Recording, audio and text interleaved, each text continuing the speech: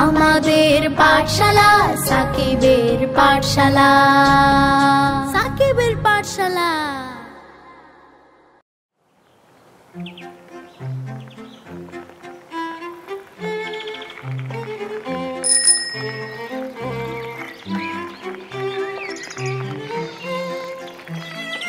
আরো জোরে সাকিব, আরো জোরে।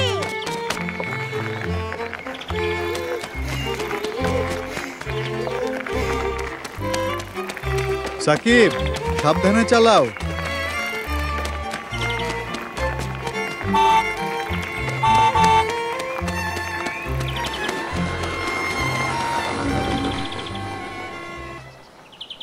সাকিব, এই যে দেখো আমার নতুন একটি ইলেকট্রনিক গাড়ি আজই বাবা কিনে দিয়েছে।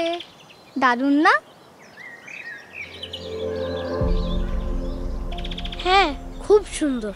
এই যে দেখো কত সুন্দর চলে।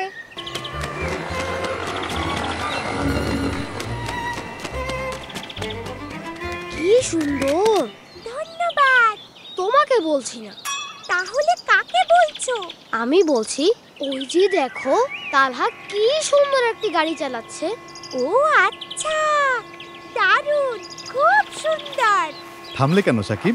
আর চালাবে না? বাবা, ওই যে দেখো আমার বন্ধু তালহা কি সুন্দর একটি গাড়ি চালাচ্ছে।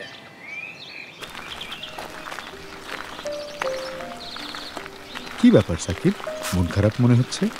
ইস, আমারও যদি তালহার মতো একটা ইলেকট্রনিক গাড়ি থাকতো তাহলে আমিও কি সুন্দর চালাতে পারতাম। ও আচ্ছা, শোনো, তোমার যদি এই সাইকেলটা না থাকতো তাহলে তোমার কেমন লাগতো? তাহলে তো আমাকে সাইকেল ছাড়াই খেলতে হতো। ঠিক তাই। একটা কথা সব সময় মনে রাখবে, আল্লাহ পাক আমাদের যা দিয়েছেন তাই নিয়ে সন্তুষ্ট থাকতে হবে এবং তার শুকরিয়া আদায় করতে হবে। সব সময় বলতে হবে আলহামদুলিল্লাহ। কি রকম? এই যেমন ধরো, তোমার ইলেকট্রিক গাড়ি নেই কিন্তু একটা সাইকেল তো আছে। এমন অনেকেই আছে যাদের হয়তো এই রকম একটা সাইকেলও নেই।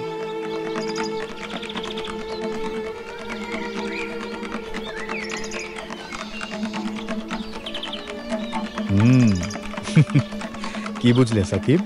আমার যা আছে তাই নিয়েই খুশি থাকতে হবে এবং আল্লাহর শুকরিয়া আদায় করতে হবে। মন খারাপ করা যাবে না, সবসময় আলহামদুলিল্লাহ বলতে হবে। শাবাশ। বাবা, আবার আমি মাঠে যাব, আবার সাইকেল চালাবো।